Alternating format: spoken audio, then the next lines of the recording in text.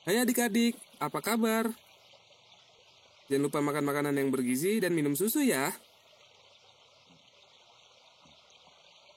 Hari ini kita akan belajar tentang katak. Apa itu katak? Katak adalah salah satu spesies hewan yang paling umum di dunia. Para ilmuwan di planet ini percaya bahwa katak sudah ada sejak lama, sekitar 200 juta tahun yang lalu. Kodok juga dikategorikan dan merupakan bagian dari keluarga katak. Namun, katak berbeda dengan kodok. Katak memiliki kulit halus berlendir. Kodok memiliki kulit kering dan bergelombang. Kaki katak panjang dan dirancang untuk melompat. Kodok memiliki kaki yang lebih pendek dan bergerak dengan cara merangkak. Biasanya, katak menghabiskan sebagian besar waktunya di dalam atau di dekat air. Katak banteng disebut katak sejati, termasuk katak biasa, katak hijau, katak macan tutul, katak rawa, katak pickerel, dan katak kayu. Mereka disebut katak sejati karena bentuk tubuh dan sejarah bagian dari siklus hidup mereka dihabiskan di air akuatik dan sebagian dihabiskan di darat terestrial. Kodok menghabiskan sebagian besar waktunya di darat. Katak dapat ditemukan di setiap benua kecuali Antartika. Katak bisa jadi pemalu loh.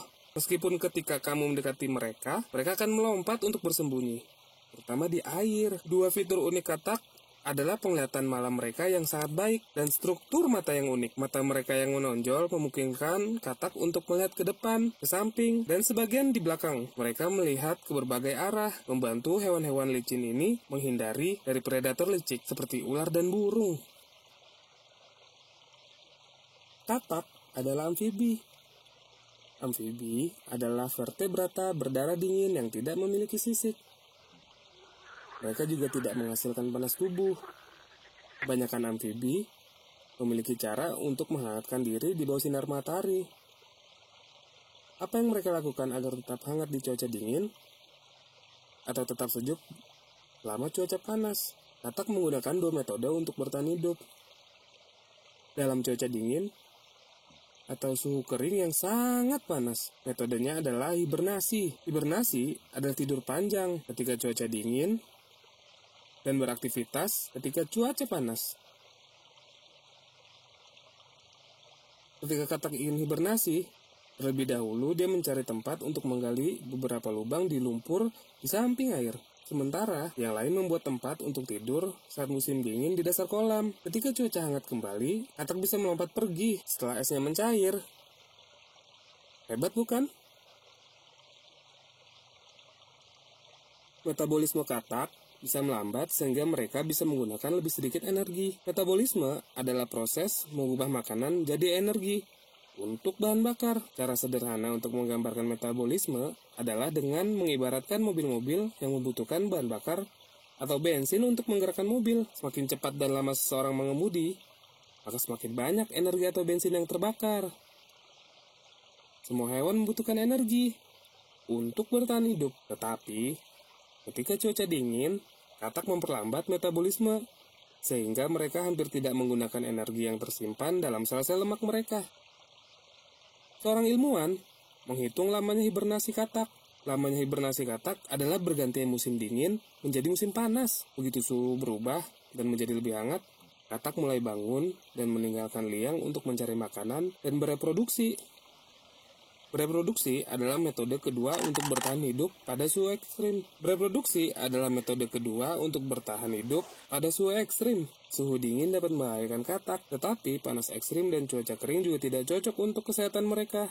Jika cuaca sangat kering dan panas untuk jangka waktu yang lama, katak akan menggali ke dalam lumpur. Ini adalah perbedaan antara aktivasi dan hibernasi selama periode cuaca panas dan kering yang panjang. Beberapa katak akan melepaskan beberapa lapisan kulitnya yang berfungsi sebagai selimut tabir surya untuk menjaganya tetap lembab dan terlindungi dari sinar matahari. Ketika hibernasi, lubang hidung katak bisa terbuka sehingga ia dapat bernapas saat musim hujan dimulai.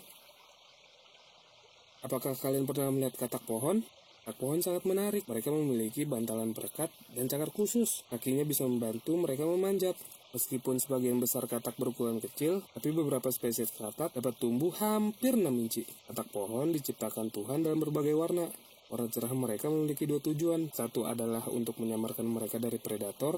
Untuk beberapa spesies yang lain adalah untuk memperingatkan predator bahwa mereka itu beracun. Itu pula dengan katak panah. Katak panah juga memiliki warna yang sangat cerah dan beberapa spesies juga beracun. Katak panah menghasilkan cukup banyak racun yang mematikan bagi manusia dan dianggap sebagai salah satu hewan paling beracun di bumi. Katak tergolong hewan karnivora karena mereka makan serangga, siput kecil, nyamuk, dan spesies akuatik lainnya.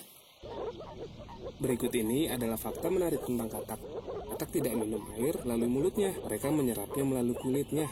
Fakta menarik lainnya adalah katak berganti kulit sekitar seminggu sekali. Spesies katak yang ditemukan di Indonesia tidak memiliki paru-paru. Ia bernafas sepenuhnya melalui kulitnya. Katak Goliat dapat berukuran hingga 35 cm. Dan beratnya hampir 5 kg. Ada katak yang dikenal sebagai katak kaca, karena kulitnya transparan dan kamu bisa melihat organ dalamnya. Dan ketika katak banting mengorok, kamu bisa mendengar suaranya hingga 1 kilometer jauhnya. Ada beberapa alasan mengapa katak sangat penting bagi lingkungan. Katak memakan nyamuk pembawa penyakit dan merupakan sumber makanan penting bagi ratusan spesies. Anak katak atau kecebong memakan alga yang menjaga aliran sungai dan kolam tetap jernih. Dan katak dikenal sebagai bioindikator. Bioindikator adalah penanda seberapa sehatnya suatu ekosistem dan seberapa bersih air di sungai. Ingat, katak menyerap air melalui kulitnya. Jika tidak ada katak di sungai tersebut, berarti air sungai itu sudah tercemar limbah dan polusi. Para ilmuwan dapat mengukur seberapa banyak racun yang diserap katak dan memperkirakan seberapa tidak sehatnya air tersebut. Katak yang sehat adalah salah satu indikator biosistem yang sehat. Para ilmuwan juga menggunakan katak dalam bidang medis untuk penelitian. Sayangnya, banyak spesies katak yang menghilang di seluruh dunia. Hilangnya habitat katak adalah ancaman terbesar bagi populasi katak. Para ilmuwan memprediksi sebanyak 200 spesies katak sudah punah di bumi ini. Dengan banyaknya spesies katak yang terancam punah, para ilmuwan berupaya melakukan konservasi agar spesies katak tetap terjaga keberadaannya.